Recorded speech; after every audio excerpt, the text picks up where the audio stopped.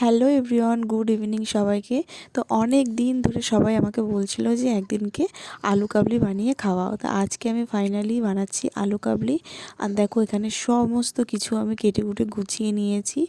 তো এখানে আমি আলুটাও সিদ্ধ করে নিয়ে ছোট ছোট করে কেটে নিচ্ছি। আর দেখো গরম আলুটাই কিন্তু আমি কাটছি, কারণ একদমই হাতে সময় ছিল না ঠান্ডা করে নেওয়ার।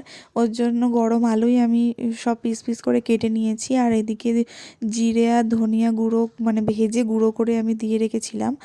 আর টমেটো কুচি, শসা কুচি, পেঁয়াজ কুচিও দিয়ে দিয়েছি। আর এখানে লঙ্কা কুচিটাও দিয়ে দিলাম। আর ধনিয়া পাতা কুচিটা আমি এখন দেবো না, পরে দেবো, যেহেতু আমার ঠাকুমা শাশুড়ি খায় না ধনিয়া পাতা, যার জন্য। আর এখানে আমি আমচুর মশলাটা দিয়ে দিয়েছি, বিট নুন দিলাম, আর সামান্য এমনি লবণও দিয়েছি স্বাদ মতন। আর আগে থেকে তেঁতুলটা আমি ভিজিয়ে রেখে দিয়েছিলাম, সেই তেঁতুলটা ভালো করে আমি জলের সাথে মেখে ওর পালটা বের করে দিয়ে দিলাম। পুরো টকটাই আমার লেগেছে, পুরোটাই লেগেছিল।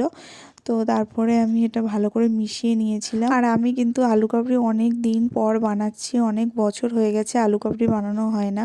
আর শীতকালে কিন্তু আলু কাবলি খেতে সবারই ভীষণই ভালো লাগে, আমার তো ভীষণই ভালো লাগে। আর বাড়ির সবাই ওরকম মানে বলছিল আমাকে যে একদিনকে বানিয়ে খাওয়া, তো ওই জন্য সবার ইচ্ছাতেই আজকে করা হলো।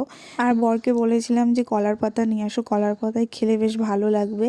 আর দেখো ওখানে ওকে দিয়েও দিয়েছি, আর ও তো খেয়ে বলেছে ভীষণ ভালো লেগেছে। আর এদিকে আমার খাওয়ার সময় আমার মাম্মাম ঘুম থেকে উঠে গেছিলো, তাই মাম্মামকেও একটু খাওয়ালাম, আর আমিও খেয়ে দেখলাম, খেতে কিন্তু দারুণ হয়েছিল।